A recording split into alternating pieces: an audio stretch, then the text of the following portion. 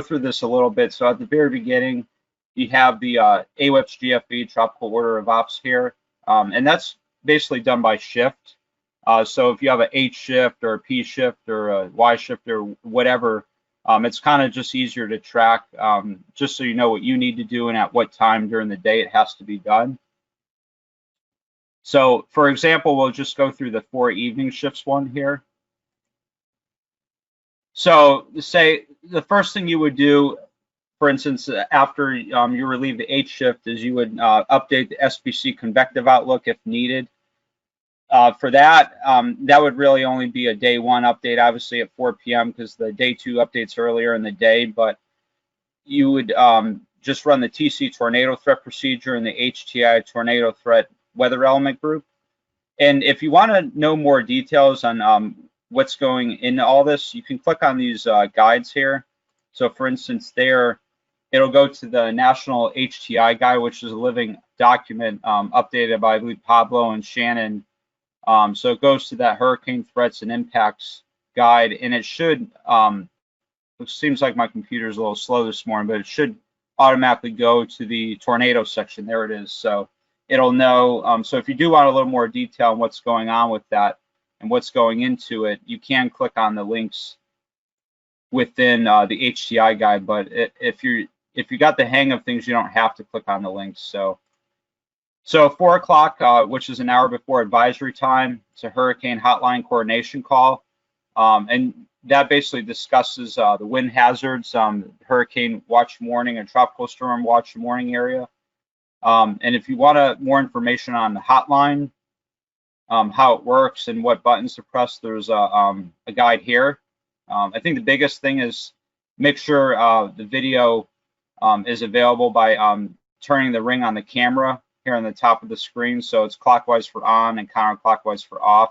So if it's off, you'll see a little bit of gray here, and if it's open, you'll see it black. So, and then obviously the mute button on the bottom right, which defaults to being unmuted when you originally go on a call. So if you do need to speak, you probably have to unmute that. So the next thing would be from 4 to 4:30 p.m. And again, everything on here can be easily transferred to the other shifts. So if you pull up the daytime ops sheet, you're going to see one from 10 to 10:30 a.m. But here, 4 to 4:30 p.m. is a storm surge collaboration with the Hurricane Center. I have a how-to guide here, which is also a living document. Kind of goes through all the steps, because obviously this could be something you haven't done in a long time, and it's tough to remember exactly what to do and when to do it. So you basically just make sure you're in the NWS chat collaboration room, whichever one's particularly being used for the storm. Usually it's collaboration 1, but if there's more than one storm going on at a time, it might be collaboration 2.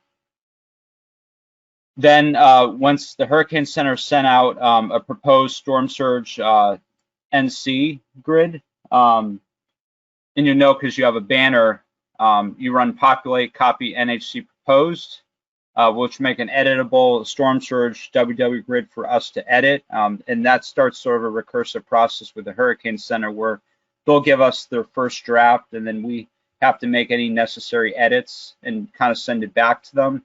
And then if they have to make any more edits, it would go back to us. So it's back and forth. And again, it kind of explains it here in the guide. So another thing is editing along CWA borders needs to be collaborated. So if we are making a change right next to Morehead City, for instance, we might want to chat them and just notify them. But a lot of times it's just going to be something in the middle of our CWA that would have to be dealt with. And that kind of leads me into the next thing I was going to mention. Carl, Mark, and myself recently had a call with Jamie Room and Taylor at the Storm Surge unit, and we were discussing this issue with the Cape Fear River. Apparently, since there's a communication point right there, and that the communication point is in the middle of Brunswick County, if they want to just do Cape Fear River North, it's going to force us to keep Brunswick County in, unfortunately, because it's in the middle of Brunswick County. So the way to go about doing that, and again, there's directions right here. You probably won't memorize this months out in time, but is to set all the pixels for none there. So you go to Edit Areas Group Tropical, and then you click probably Brunswick County, and then you could just set it to none, and that'll alleviate that issue. We'll send that back to the Hurricane Center, and then we might want to chat them just to notify them we made a change. But at the very least, we need to check when they send it back to us again to make sure that it's been, Brunswick County has been removed. And this is just an image to explain it a little bit better. You have the communication point down here, the end of Cape Fear, but you have all these pixels, all these 2.5 kilometer grids over here that are technically east, sort of northeast of the communication point, but still within Brunswick County. And unfortunately, they're not willing to move the communication points around here for now, near the zone boundary, actual zone boundary. So we just have to remove all the pixels in Brunswick County if we want to just have the storm surge warning for New Hanover and North. And the way to go about doing that, again, is to just select that area, edit area, and just assign it to none. Other than that, for this sheet at least, bottom line is you can't have coastal flood headlines where you have storm surge headlines. So you can't overlap a storm surge warning with a coastal flood warning. You kind of have to choose either or. The recommendation is to not issue a coastal flood warning if most of the CWA is in a tropical wind hazard. In that case, just let the TCV cover substorm surge, which would be less than 3 feet of inundation. And then other than that, yeah, the guide's here. If you feel free to take a look at it. It might be worthwhile too to look at this maybe a day or two before the event, so you're just more well versed on it. You get put in the hot seat during the event and you have a little more idea of what's going on. But the guide's here, of course. So the next few steps are pretty fast. Before the 5 p.m. release, you're going to do work HLS file with a situation overview.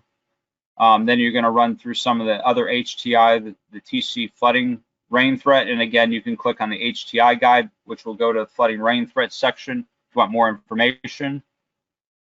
A couple of these things, I find it personally really challenging to know when to do the steps. So I kind of highlighted here.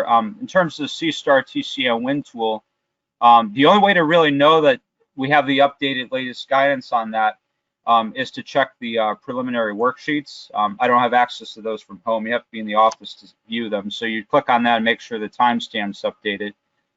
And then in terms of running the PWS procedure in the same weather element group as the wind threat that we talked about before, is you simply have to check to see that all the TPC prod prelim grids are in, the timestamps are updated, and it kind of talks about that here. But unfortunately, there's no just red banner that pops up saying you can run PWS procedure right now. You just have to go through this one step and make sure all the data is available.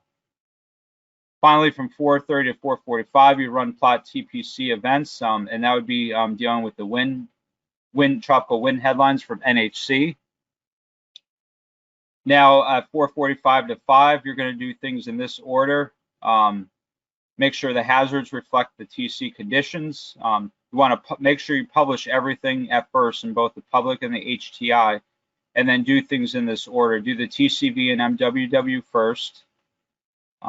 Also, if you want to send the HTI grids at any time, you could always run scripts under the products menu, run option 3, make and send hurricane threats, so you don't have to do it every 6 hours.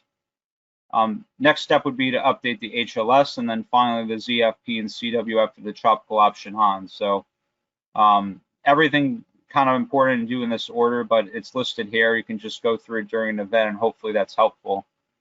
Not much further on down here. P-Surge and Fish is updated at 6 o'clock because it's always an advisory old. So whenever you're using it for an advisory, it's from the previous cycle. So that's why it's shown at 6 p.m., not before all the other items we were talking about before. So I'll go back to the main Google Sites page. So we also have a guide.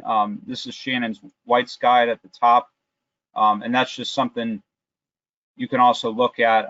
It kind of gets into more information on how to actually make the headlines, the zones, having hazards of tropical versus hurricane storm watches and warnings. Has a timeline as well in terms of Z time, but it kind of, the gist is it's similar to the guy that I just showed. It just goes over some of the more of the mechanics of how to go about creating hazards and stuff. So feel free to look at that as well. Next, the briefing section. I know Steve's going to go about this a little later on, but we basically have 2 new tropical briefing templates this year, one for within 48 hours when you might be under a watch or warning, and then one further out in time. And you can grab them either at the Google Drive folder or in this N Drive directory. And then just remember to store a copy of both the PDF and the PowerPoint files in the briefings folder, so the next shift can start with what you're using. And down here, we just have some important links. There's a tropical changes for this year. And I put this together off of the training that we had to take on the last couple of months from Shannon. I basically just took screen captures of the 3 main images just as a review. There's also a 5-minute review video here of how to go about using the TC storm surge threat, because again, that's different this year because we're doing the max inundation and things like that ourselves. So a little slow to load there, but that's a 5-minute video that just talks about how to create that TC storm surge threat grid. Then there's some how-to guides. There's how-to on TCM winds. There's a review on the TCV and HLS. We already talked about the storm surge collaboration with the Hurricane Center. A how-to for editing website headlines using the Hurricane Hotline. Products to issue, not issue during a tropical headline. And this is really helpful because it's kind of tough to remember, oh, do I still issue a high surf or MWW or things like that? So this will go over those items so you know what to issue or not to issue during a tropical headline. So, and this is a link I clicked on before, shows how to use the C-Star TCM wind tool. Basically just 3 slides. There's a few steps to doing the winds and then the wind gusts down here. Other than that, you see there's just some other important links. Tropical tornadoes I'll talk a little bit about later. Contact information if you have to report any tropical issues in real time. There's some checklists. There's a radar items that Mark Reed added recently. 2020 tropical cyclone operations plans. Some model guidance if you want to look at tracks, tropical tidbits. I also have a couple other useful websites like University of Wisconsin, Weather Nerds, has a 2020 hurricane season outlook, and then some other links, less important links, but they're there nonetheless. So put this back.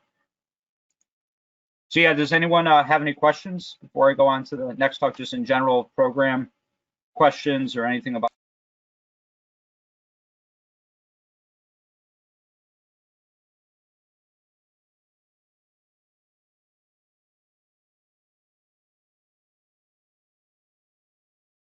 Okay, I guess we'll keep moving on and keeping the schedule.